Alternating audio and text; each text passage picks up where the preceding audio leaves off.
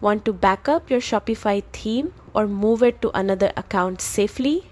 Today, I'll show you how to duplicate your Shopify theme step by step.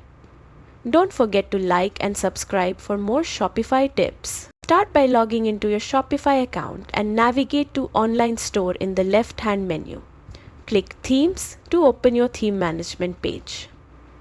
Here, you'll see your active theme with a Customize button. Next, click the three dots next to Customize for more options. Then select Download Theme File. Shopify will prompt you to confirm the email address linked to your account. Click Send Email. Finally, check your inbox for an email from Shopify. It will contain a link to download your theme file, which you can save to your computer or upload to another Shopify account. And that's it.